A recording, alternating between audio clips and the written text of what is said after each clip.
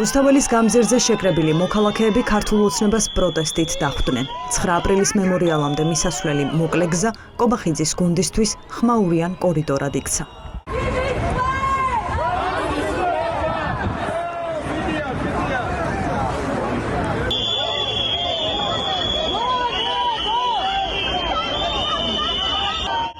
რამდენიმე ნაბიჯისთვის პარტიამ დიდი რესურსი გაიღო. ადგილზე საპატიო ყარაული ჩააყენა. ტერიტორია კი მოქალაქეებისგან გაათავისუფლა. პოლიციის თანამშრომლებმა პროტესტის მონაწილეები ადგილიდან მიწოლით გაიყვანეს და შემაღლებულ ადგილზე შემოსაზღვრეს.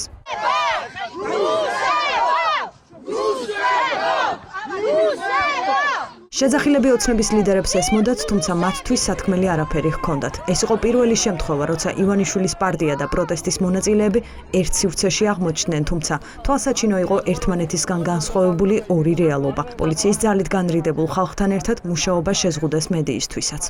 არაფერს ეთყვით მოქალაქეებს, ამდენი პოლიციელი დაგჭირდა, რომ აქ მოსული.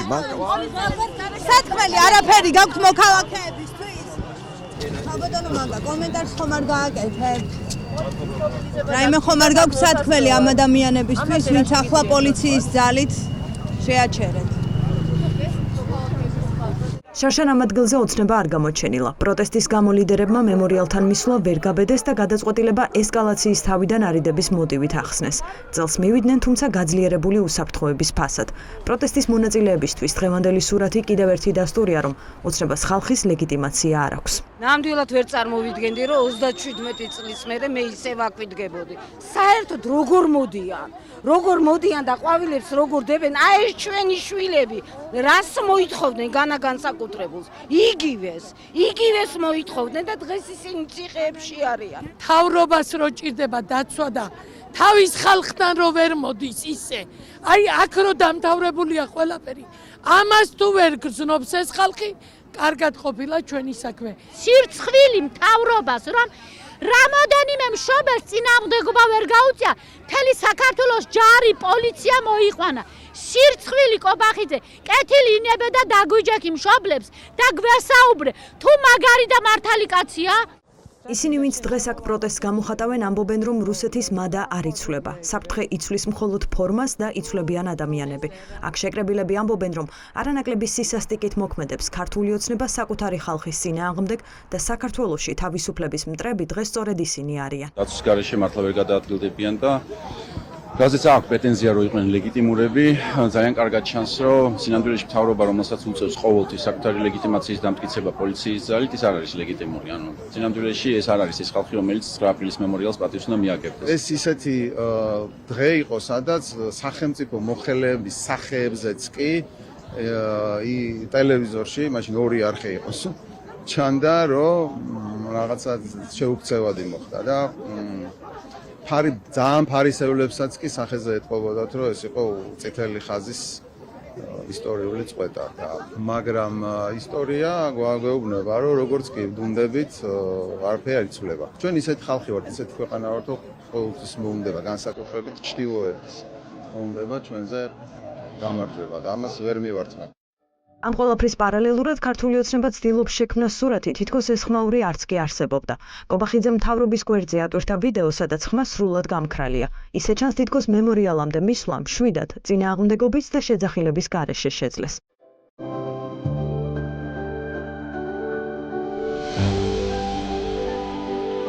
აქ ისინი ვერ უნდა მოდიოდნენ, თქვა სალომე ზურაბიშვილმა 9 აპრილის მემორიალთან გმირებისთვის პატივის მიგების შემდეგ. მეხუთე პრეზიდენტი ამბობს, რომ ოცნება ყიდის საქართველოს და მის დამოუკიდებლობას, რომელიც ქართველმა ხალხმა 9 აპრილს სიცოცხლის და სისხლის ფასად მოიპოვა. რაც არ უნდა აქ მოვიდნენ და ვითომს და პატივისცენ, ვითომს თუნდაც დაიჩოქონ.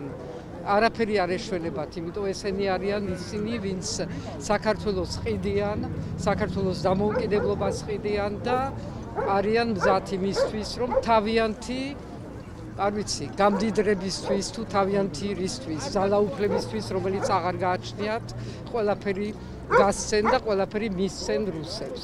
9 აპრილის ტრაგიკული მოვლენებიდან 37 წელი გავიდა. იხსენებენ ამ დღესაც და 2 წლის თავზე მოპოვებულ გამარჯვებასაც. ერთი თარიღი ორ ერთმანეთისგან განსხვავებულ მოვლენას აერთიანებს. ადგილზე მოსული პოლიტიკოსები ამბობენ, რომ დამოუკიდებლობა დღესაც დასაცავია და მას საფრთხეს ხელისუფლებაში მყოფები უქმნიან. 99 წლის 9 აპრილს გაღებულმა მსხვერპლმა დააჩქარა ჩვენი დამოუკიდებლობის მოპოვება. ის არის მაგალითი 91 წლის 9 აპრილის სწორედ უნიკალური ერთიანობის თუ რა შეუძლია მოიტანოს ერთად დგომას, ერთად ბრძოლას ქვეყნის მომავლისთვის. ამ დღეს აღდგა საქართველოს დამოუკიდებლობა, ზვიად გამსახურდიამ გამოაცხადა სწორედ ამ შენობაში. და არავინ, ვინც ზვიად გამსახურდია სავარძელში ჩასვამს, გავრილობს, არ იქნება ამ ქვეყნის სრულუფლებიანი მმართველი. საქართველოში არსებობს ერთადერთი ძალა, რომელიც ხელოვნურად გვათითო კაცებს და გვაპირისპირებს. და მისი სახელი ყველამ ძალიან კარგად ვიცით. დანარჩენ საზოგადოებას ჩვენ გასაყოფი არაფერი არ აქვს. ვერავინ დაასწრო 9 აპრილის მემორიალთან მისვლა დიპლომატებს. პირველი ადგილზე ამერიკის ელჩის მოვალეობის შემსრულებელი მივიდა. შემდეგ იყვნენ ევროკავშირის და ევროპული ქვეყნების დიპლომატები. მოქალაქეები მეგობარი სახელმწიფოების წარმომადგენლებს მადლობას უხდიან.